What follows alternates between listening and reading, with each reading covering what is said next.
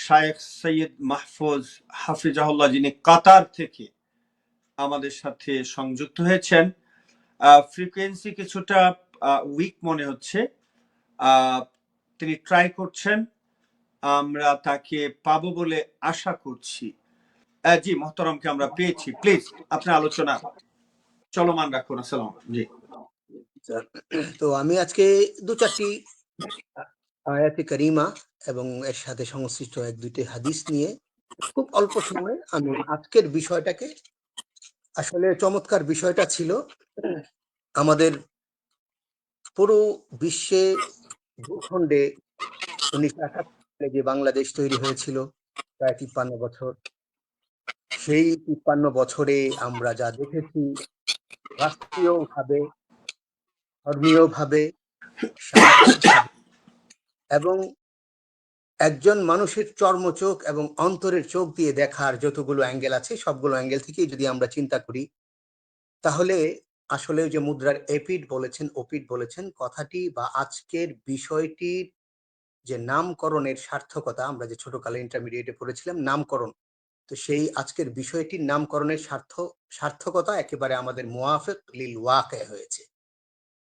আসলে দেশ পরিচালনা, রাষ্ট্র পরিচালনা, রাসূলুল্লাহ সাল্লাল্লাহু আলাইহি ওয়াসাল্লামের জীবন, লাকাদ কানা লাকুম ফি রাসূলিল্লাহি উসওয়াতুন হাসানাহ লিমান কানা ইয়ারজুল্লাহা ওয়াল ইয়াউমাল আখির ওয়া যাকারাল্লাহা কাসীরা, যে রাসূল পাক সাল্লাল্লাহু আলাইহি ওয়াসাল্লামের মক্কি জীবন, মাদানী জীবন, আমরা উভয় জীবনের সমন্বিত জীবনটাকে যদি 63 বছরের জীবন দেখি, তাহলে আল্লাহ রাব্বুল আলামিন তার নবীর মাধ্যমে আমাদেরকে রাষ্ট্র পরিচালনার যতগুলো পথ এবং রাষ্ট্র পরিচালনার যতগুলো স্টেপ হতে পারে সবগুলো স্টেপ আস্তে আস্তে শিখিয়ে দিয়ে গেছেন। এরও আরেকটু আগে আল্লাহ রাব্বুল আলামিন নিজেই কোরআনুল কারীমের একটি আয়াতে বলেছেন, ওয়ানাজ্জালনা আলাইকাল কিতাবা তিবয়ানান লিকুল্লি শাইইন ওয়া হুদান ওয়া রাহমা, যে আল্লাহ রাব্বুল আলামিন কোরআনের মাধ্যমে পুরো পৃথিবীতে যা হবে কিয়ামতের আগ পর্যন্ত এর সবগুলোই আস্তে আস্তে কোরআনের মাধ্যমে আমাদেরকে দিয়েছেন। কিন্তু আমাদের মেধা, আমাদের তীক্ষ্ণ মানে দুনিয়াবি চিন্তা চেতনার বা দুনিয়াবি আদর্শের পড়াশোনার শেষ প্রান্ত যেখানে, আমরা ওই আয়াতের ভিতরে পৌঁছতে পারি না, এটা আমাদেরই এক ব্যর্থতা। তো যেহেতু আজকের বিষয়টা রাজনৈতিক বা দেশ পরিচালনা, রাষ্ট্র পরিচালনা এবং এইগুলোর সাথে ইসলামী দলগুলোর ঐক্যবদ্ধতা, ইসলামী দলগুলোর পারস্পরিক সৌহার্দ্যতা, এই সমস্ত বিষয়গুলোকে সামনে নিয়ে আমি দুটো আয়াত তেলাওয়াত করি। আল্লাহ রাব্বুল আলামিন বলেছেন, ইনিল হুকমু ইল্লা লিল্লাহ। আরেক আয়াতে বলেছেন, আলা লাহুল খালকু ওয়াল আমর তাবারাকাল্লাহু রাব্বুল আলামিন। তো এরপরে কোরআনুল কারীমের এই আয়াতের সাথে সংশ্লিষ্ট আরেকটি হযরত আলী রাদিয়াল্লাহু তাআলা আনহুর একটি আসার এরকম আছে, মান কানা ইউরিদুদ দুনিয়া ফালাহুল কুরআন, মান কানা ইউরিদুল আখিরাহ ফালাহুল কুরআন, মান কানা ইউরিদুদ দুনিয়া ওয়াল আখিরাহ ফালাহুল কুরআন। আমরা যদি এই বিষয়গুলোকে সামনে নেই, তাহলে যারা রাষ্ট্র পরিচালনা করেন, রাষ্ট্রবিজ্ঞানের ছাত্র যারা, এরা ভালো বুঝতে পারবেন রাষ্ট্রবিজ্ঞান আসলে কোত্থেকে আসলো। রাষ্ট্র পরিচালনার বিষয়গুলোকে যদি আমরা সামনে আনি, রাষ্ট্র পরিচালনার যে ধাপগুলো আল্লাহর নবী শিখিয়ে দিয়ে গিয়েছেন, আপনারা মাদানী জীবন দেখলে আমরা স্পষ্টতই বুঝতে পারি আউস এবং খাজরাত, এই যে গ্রুপ ভিত্তিক বা দলীয় দ্বন্দ্ব বা গোত্রগত দ্বন্দ্বের যে বিশাল ইতিহাস আইয়ামে জাহিলিয়ত থেকে আমরা দেখে আসছি, কুসংস্কারাচ্ছন্ন যুগে আমরা দেখে আসছি, আল্লাহর নবী মদিনাতে গিয়ে কিভাবে এগুলোকে করেছেন ইতিহাসের পাতায় আমরা একেবারে স্পষ্ট করে দেখতে পাই। ওদিকে যাচ্ছি না, ছোট্ট করে যদি বলি যে আল্লাহর নবী মাদানী জীবন থেকে যেভাবে রাষ্ট্র পরিচালনার জ্ঞানগুলো আমাদেরকে দিয়ে গেছেন, যে মতাদর্শ দিয়ে গেছেন, সেই মতাদর্শ আজও পর্যন্ত যারাই যে যুগে যেভাবে পরিচালনা করেছে তারাই সাকসেস হয়েছে। আমরা যদি দেখি খোলাফায়ে রাশিদিনদের যুগ, তারপরে খোলাফায়ে রাশিদিনদের পরে ওমর ইবনে আব্দুল আজিজের যুগ, এর পরবর্তীতে আস্তে আস্তে এসে আপনি উমাইয়া, আব্বাসী খেলাফত, যেদিকেই যান, আমরা যদি রাষ্ট্র পরিচালনার দিকগুলোকে বিবেচনা করি, তাহলে দেখি সবার সামনে কিছু জিনিস আছে। এই রাষ্ট্র পরিচালনার ক্ষেত্রে বর্তমানে যারা গণতন্ত্র বা গণতন্ত্রীয়ভাবে দল পরিচালনা করে, রাষ্ট্র পরিচালনা করেন, তাদের সাংবিধানিক অনেক সমস্যা থাকে, গণতান্ত্রিক অনেক সমস্যা থাকে। সাংবিধানিক এক একজন প্রত্যেকেই তার মতো করে লিখে নিয়ে থাকে। গণতন্ত্রের যে ধারা উপধারা আছে এইগুলোর মধ্যে প্রত্যেকের নিজস্ব ফায়দার জন্য নিজ মতাবলম্বী হিসাবে যে কাজগুলো করা দরকার তারা করে। অথচ আল্লাহ রাব্বুল আলামিন কি বলেন? আলা লাহুল খালকু ওয়াল আমর। এর আগে যদি আরেকটু আমি আয়াতে যাই, হাসিবান নাসু আন ইউতরাকু আন ইয়াকুলু আমান্না ওয়া হুম লা ইফতানুন। আল্লাহ তো আমাকে আপনাকে এমনি সৃষ্টি করেননি, অবশ্যই এর কোনো না কোনো কারণ আছে। আমরা এই দুনিয়াতে থাকবো, আর দুনিয়া মাজরাতুল আখিরা। দুনিয়াতে থাকতে গেলে আমার ব্যক্তিগত জীবন আছে, পারিবারিক জীবন আছে, রাষ্ট্রীয় জীবন আছে, আন্তর্জাতিক জীবন আছে। প্রত্যেক জীবনের অংশে আমার কোরআন এবং হাদিসের প্রত্যেকটা রন্ধ্রে রন্ধ্রে যখন আমি কোরআন এবং হাদিসের আদর্শগুলি পৌঁছবো, তখন অবশ্যই আমাকে রাজনৈতিক ময়দানে কাজ করতে হবে। সিয়াসা দিনিয়া অথবা সিয়াসা, আপনি যেটাই বলেন, আপনাকে রাষ্ট্র পরিচালনা করতে গেলে একটা অ্যাডমিনিস্ট্রেশন তৈরি করতে হবে। সেই অ্যাডমিনিস্ট্রেশনে আল্লাহ রাব্বুল আলামিন নবী পাক সাল্লাল্লাহু আলাইহি ওয়াসাল্লামের মাধ্যমে অনেকগুলো পথ বাতলে দিয়েছেন। আমি 3টি পয়েন্টে আজকে আলোচনা করি। সর্বপ্রথম যদি প্রথমত আমাদের রাষ্ট্রবিজ্ঞানের ভাষায়, অথবা আমরা যদি বলি যে রাষ্ট্রটাকে সুন্দর করার জন্য যে কাজটি আল্লাহ রাব্বুল আলামিন তার নবীর মাধ্যমে শিখিয়েছেন, তা'লিমুল কিয়াম আদ-দীনিয়া। প্রথম পয়েন্ট, তা'লিম আল কিয়াম আদ-দীনিয়া, যে সর্বপ্রথম আমাদেরকে রাষ্ট্র পরিচালনার আগে আমাদের মানব জাতির পিছনে কাজ করতে হবে, ম্যান টু ম্যান কাজ করতে হবে। আর এই কাজের প্রথম স্তর হচ্ছে যে ইসলামী মূল্যবোধের শিক্ষাটাকে প্রত্যেকের অন্তরে, বেসিক ইসলামিক যে জিনিসগুলো আছে ইসলামের, এটা পৌঁছাতে হবে। আর এটার জন্য আল্লাহ রাব্বুল আলামিন ইকরা বিসমি রাব্বিকাল্লাযী খালাক খালাকাল ইনসানা মিন আলাক ইকরা ওয়া রাব্বুকাল আকরাম। এখানে ধর্মীয় শিক্ষা, দ্বীনি শিক্ষা, ইসলাম প্রতিটি মানুষ যে যে স্টেপে আছে প্রত্যেকের অন্তরে বেসিক ইসলামের ধারণাগুলো যদি শিক্ষার শুরু থেকে শেষ পর্যন্ত আমরা দিয়ে দিতে পারি, তাহলে সমাজের একটা অংশে অনেক জিনিস দূরীভূত হয়ে যাবে, অনেক অন্ধকার আলোর দ্বারা পরিবর্তিত হবে। 1 নম্বর। 2 নম্বর যদি আমি দেখি, তা'যীজুত তাআউন ওয়াল ফিকরিত তাদামুন, যে আমরা যখনই সমাজ নিয়ে কাজ করব, তখন প্রত্যেককেই সহযোগিতামূলক, স্যাক্রিফাইসমূলক মন মানসিকতা নিয়ে একজন আরেকজনের সাথে যদি মিলে যায়, তাহলে সমাজের পট পরিবর্তন করতে অনেক সহজ হবে। আল্লাহ রাব্বুল আলামিন আয়াতের মধ্যে আয়াতটা ছোট করে বলেছেন, তাআওয়ানু আলাল বিররি ওয়াত তাকওয়া ওয়া লা তাআওয়ানু আলাল ইসমি ওয়াল উদওয়ান। আল্লাহ তাআলা কল্যাণের কাজে নিজেকে জড়াতে বলেছেন, অকল্যাণ থেকে নিজেকে বাঁচিয়ে রাখতে বলেছেন। আয়াতটা খুব ছোট্ট, কিন্তু আমরা যদি একটু গভীরে পৌঁছে যাই, তাআওয়ানু আলাল বিররি ওয়াত তাকওয়া। আল্লাহ তাআলা এই রাষ্ট্র পরিচালনার ক্ষেত্রে একজন মানুষ, তার একটা সংঘবদ্ধ জীবন, এই জীবনটা যখন আরেকজন মানুষের সাথে মিলে যায়, তখন আরেকটু বাড়ে। 2 জন থেকে 3 জন, 3 জন থেকে 4 জন, 4 জন থেকে 5 জন। এইভাবে যখন একটা সমাজ তৈরি হয়, সেই সমাজের মধ্যে যখন মানে ভালো কাজের মধ্যে যখন একজন আরেকজনকে হেল্প করব, সহযোগিতা করব, তখন সমাজ শক্তিশালী হবে, রাষ্ট্র শক্তিশালী হবে। তখন কি হবে? ওয়ালা তাআওয়ানু আলাল ইসমি ওয়াল উদওয়ান। এই যে পরবর্তী যে দ্বিতীয় অংশটা, এখান থেকেই আমরা বুঝতে পারি যে সমাজকে পট পরিবর্তন করার ক্ষেত্রে, যে আপনারা সুদ দেখেন, নির্যাতন দেখেন, সমাজকে কলুষিত করার যতগুলো ওয়ে আছে, সবগুলো ওয়ের একটাই সূত্র, সেটা হচ্ছে ওয়ালা তাআওয়ানু আলাল ইসমি ওয়াল উদওয়ান। গুনাহ করা যাবে না, খারাপ কাজ করা যাবে না। এবং এর আস্তে আস্তে আপনি যখন ব্যাখ্যার দিকে যাবেন, অনেক দূরে যাবে। তো দ্বিতীয় যে পয়েন্টটা, সেটা হচ্ছে তা'যীজ আত তাআউন ওয়াল ফিকরি তাদামুন। এই জিনিসটা যে আমরা একে অপরকে কি করব?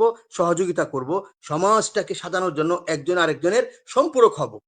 এরপরে দেখেন, আত-তাওজীহুর রূহি ওয়াল আখলাক। সমাজ পরিবর্তনের করার ক্ষেত্রে যদি আমার মধ্যে আখলাক তৈরি হয়ে যায়, আমার রূহের মধ্যে রূহের গাজ মানে রূহের খাদ্য হিসাবে যদি আমি আখলাকি হয়ে যাই, লাকাদ কানা লাকুম ফি রাসূলিল্লাহি উসওয়াতুন হাসানাহ লিমান কানা ইয়ারজুল্লাহ ওয়াল ইয়াউমাল আখির ওয়া যাকারাল্লাহ কাসীরা। যদি আমি দেখি যে আল্লাহ রাব্বুল আলামিন তার নবীর যে আদর্শগুলোকে আমাদেরকে দিয়েছেন, সেই আদর্শগুলো ক্ষেত্রে নবী পাক কিরকম আখলাকওয়ালা ছিলেন, নবী পাকের রূহের শক্তি দিয়ে পুরো সমাজকে কিভাবে পরিবর্তন করেছেন, সমাজের সবচেয়ে খারাপ লোকটাকে টেনে এনেছেন, বুকে লাগিয়েছেন। সাহাবায়ে কেরাম আসতেন না। আমরা যদি ছোট্ট করে দেখি, যে হযরত হামজা রাদিয়াল্লাহু তাআলা আনহুকে যিনি মেরেছিলেন ওয়াহশী, তিনি যখন ঈমান আনলেন তখন উনি লজ্জায় সামনে আসতেন না, কিন্তু তাকে কাছে নিয়ে এসেছেন। কাছে নিয়ে এসে ঈমানের আলোয় আলোকিত করে বলেছেন, তুমি আমার থেকে একটু দূরে থেকো, আমার কষ্ট লাগবে, কিন্তু তুমি দ্বীনের পথে এসছো, আল্লাহ তাআলা সব মাফ করে দিয়েছেন। লা তাসরিবা আলাইকুমুল ইয়াউম, আল্লাহ তাআলা সব তোমাকে মাফ করে দিয়েছেন, সবকিছু করে দিয়েছেন। সমাজকে কিভাবে পরিবর্তন করেছেন। এরপরে যদি দেখি আমরা নাশরু সাকাফাতি তাসামুহ ওয়া তাআয়ুশ, এই যে এই পয়েন্টের মধ্যে সমাজ পরিবর্তনের এই পয়েন্টটা আমার কাছে মনে হয় খুব গুরুত্বপূর্ণ, যে স্যাক্রিফাইস, আমি আরেকজনকে ক্ষমা করে দিব, সে অন্যায় করেছিল, সে আমার শত্রু, গত 15 বছর কি করেছে, আমাকে নির্যাতন করেছে, জুলুম করেছে, সেই জুলুমের যতগুলো ওয়ে আছে সেই ওয়েগুলোকে কি করতে হবে, আমার শত্রু ছিল কিন্তু আমি এখন তাকে বুঝাবো, তাকে স্যাক্রিফাইস করব, ক্ষমা করব, যেটা ক্ষমার যোগ্য না সেটাকে আমি আমার আইন আমার নিজের হাতে না তুলে দিয়ে আমি সমাজের যে যারা সমাজকে যারা পরিচালনা করেন তাদের কাছে তুলে দিব। আমি এজ এ ম্যান হিসাবে আমার স্যাক্রিফাইসের মানসিকতা সম্পূর্ণ থাকতে হবে। স্যাক্রিফাইসের ক্ষেত্রে দেখেন কোরআন চমৎকার করে বলেছে, ফাআফু আনহুম ওয়াস্তাগফির লাহুম ওয়াশাওয়িরহুম ফিল আমর ফাইযা আযামতা ফাতাওয়াক্কাল আলাল্লাহ। এরপরে দেখেন সমাজ পরিবর্তন করার ক্ষেত্রে আরেকটা পয়েন্ট আমরা আনতে পারি, আল আমালুল ইজতিমাই ওয়াল খাইরি, আমরা জনকল্যাণমূলক কাজ করতে পারি। আজকে দেখেন যে আপনি কাবিখা বলছিলেন বা এরকম সমাজ পরিবর্তন করার ক্ষেত্রে যে ভালো ভালো কাজগুলো করা করা হয়, মানে সেটা যদি সরকারের পক্ষ থেকে করা হোক, মানসিক মানে দলীয়বদ্ধভাবে করা হোক, যদি এখানে এই কল্যাণমূলক কাজের মধ্যে আমার মানসিকতা থাকে যে আমার ভাই, সে মুসলমান হোক, সে হিন্দু হোক, সে খ্রিস্টান হোক, সে একজন মানুষ, মানুষ হিসাবে আমরা কল্যাণমূলক কাজে পরস্পরকে সহযোগিতা করব। এই কাজগুলো করতে গেলে যখন দেখা যাবে যে আমারই আরেকজন ভাই, সে আজকে কি করতেছে, সে দরিদ্র, তাকে আমি সহযোগিতা করলাম, তার খাবারের কিছু নাই, আমি তার খাবারের ব্যবস্থা করলাম, তার সমাজকে দেওয়ার মতো কিছু নাই, তাকে আস্তে আস্তে সমাজে প্রতিষ্ঠিত করলাম। এরপরে লাস্টে আমি যে জিনিসটা বলবো, আল আদালাতু ওয়াল মুসাওয়া, এই যে আমার পূর্ববর্তী ভাই মুফতি সাহেব বলছিলেন যে ন্যায়পরায়ণতা, সমাজ পরিবর্তন করার ক্ষেত্রে এই পয়েন্টটা যে আল আদালাতু ওয়াল মুসাওয়া, যে ওই যে আমরা সবাই তো বলি ইন্নাল্লাহা ইয়া'মুরুকুম বিল আদলি ওয়াল ইহসান ওয়া ইতাই যিল কুরবা ওয়া ইয়ানহা আনিল ফাহশাই ওয়াল মুনকার, আয়াত নয়। আমাকে সমাজকে পরিবর্তন করার ক্ষেত্রে আমি একজন মানুষ, আমি ইসলামিক স্কলার হই, ইসলামিক স্কলার না হই, যেই হই না কেন, যদি আমি সমাজে আদালত ইনসাফ প্রতিষ্ঠা করি, তাহলে রাজনৈতিক মতাদর্শের যে যে অ্যাঙ্গেলেই থাকুক না কেন পুরো সমাজটা পরিবর্তন হবে। এটা তো হচ্ছে আমার একটা সাধারণ কথা, আম কথা, সেটা হচ্ছে সমাজ বিজ্ঞান বা রাষ্ট্রীয় বিজ্ঞানে আমরা এই পয়েন্টগুলো যদি সামনে আনি তাহলে সমাজটা পরিবর্তন হবে। এ হচ্ছে আমার মোটা দাগে একটা কথা। দ্বিতীয় দাগে কথা হচ্ছে উলামায়ে কেরামদের মধ্যে ইসলামী আন্দোলন, একামতে দ্বীনের কাজ বা রাষ্ট্র পরিচালনার ক্ষেত্রে উলামায়ে কেরাম, যদি আমরা সাহাবায়ে কেরামের জীবন থেকে দেখি, সাহাবাদের জীবন, তাবেঈনদের জীবন, তাবেঈনদের জীবন, আইম্মে মুজতাহিদিনদের জীবন, সালফে সালেহিন, গাউস, কুতুব থেকে আজ পর্যন্ত আমাদের প্রতিটি স্তরে যদি আমরা দেখি, যারাই ইসলামী রাজনৈতিক আদর্শবান হয়ে সমাজে কাজ করেছেন, তারা অবশ্যই কেউ না কেউ রাজনৈতিক মতাদর্শ রাসূল পাক সাল্লাল্লাহু আলাইহি ওয়াসাল্লামের মতাদর্শ নিয়ে কাজ করেছে। কাজের ক্ষেত্রে আমার পূর্ববর্তী মুফতি সাহেব বলছিলেন যে কাজের ক্ষেত্রে আমাদের অবস্থাটা এমন হয়ে গিয়েছে যে এখন আমরা ফরজটাকে ভুলে যাই, এখন আমরা নফল নিয়ে দৌড়াদৌড়ি করি, এখন আমরা কোনটা ওয়াজিব, কোনটা উত্তম, কোনটা অনুত্তম, কোনটা তারজিহ হবে, কোনটা তারজিহ হবে না, এইগুলো নিয়ে কাটটা উত্তম কাটটা অনুত্তম, এই ছোটখাটো উপশাখার বিষয়গুলো নিয়ে আমরা ফুরুআতের মধ্যে এমন ভাবে পড়েছি, আসাস ভুলে গেছি। যে কারণে উলামায়ে কেরাম যেভাবে কাজ করছেন, অনেকের উলামায়ে কেরামের কাজের ক্ষেত্রে একটা একটা সময় গিয়ে দেখা যায় টার্ন অফ স্লিপ হয়ে যায়।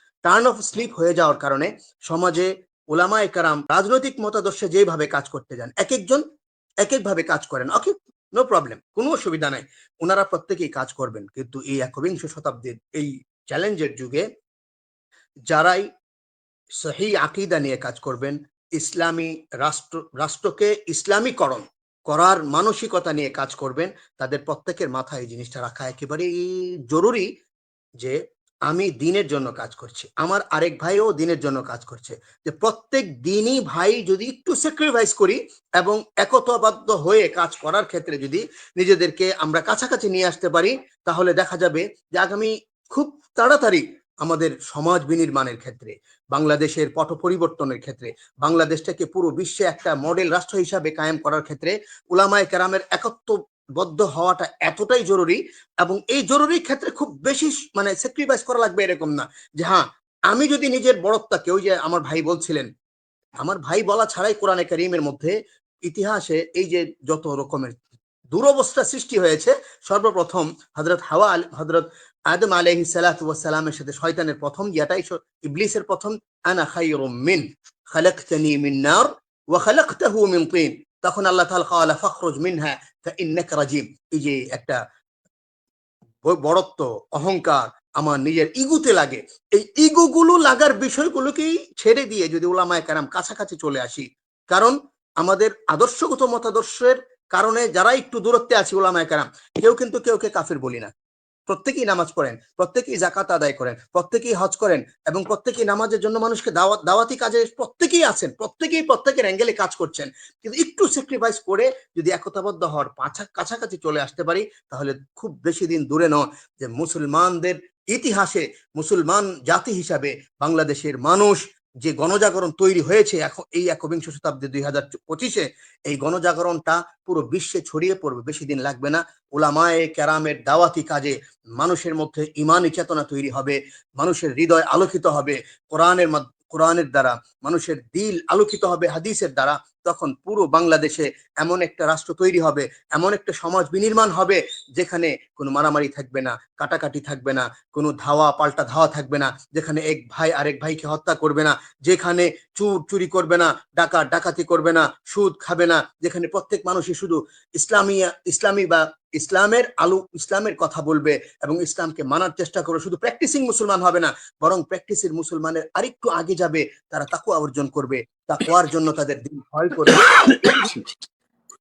তাহলে আশা করি এই যে মুদ্রার এপিট ওপিট আমরা যেটাই দেখছি, আওয়ামী লীগকে বলেন, বিএনপি কে বলেন, প্রত্যেকটি মুদ্রার এপিট ওপিট হচ্ছে। কিন্তু আমি যে পয়েন্টগুলো আজকে বললাম, চারটা পয়েন্ট, যে তালিমুল কিয়ামত দিনিয়া, ধর্মীয় জ্ঞান সমাজের প্রত্যেক মানে রন্ধ্রে রন্ধ্রে ঢুকিয়ে দেওয়া, তারপরে তাহযীজুত তাআউন ওয়াল ফিকরি তাদামুন, যে আমরা একজন আরেকজনকে সহযোগিতার মানসিকতা, আত-তাওজীহুর রূহি ওয়াল আখলাকি, যে রূহের দিক থেকে আমরা আখলাকি ওয়ালা হওয়া, তারপরে স্যাক্রিফাইস, সামাজিকতায় স্যাক্রিফাইস করা, তারপরে জনকল্যাণমূলক কাজে নিজেকে জড়িত করা, তারপরে ব্যক্তি সত্তা হিসাবে সমাজের জন্য কিছু করা এবং ন্যায় ইনসাফ প্রতিষ্ঠা করা। এই অনেকগুলোর মধ্যে এই 4-5টা কাজ বেসিক হিসাবে যদি সমাজ বিনির্মাণের জন্য রাজনীতিতে যারা কাজ করেন, যারা ইসলামিক করেন অথবা অন ইসলামিক করেন, প্রত্যেকেই যদি এই 4-5টা পয়েন্ট মাথায় নিয়ে কাজ করেন, তখন তার সংবিধান যাই হোক না কেন, সংবিধান তার সামনে থাকবে, পিছন থেকে এই কোরআন এবং হাদিসের এই পয়েন্টগুলো যখন থাকবে, দুইটা সংমিশ্রণে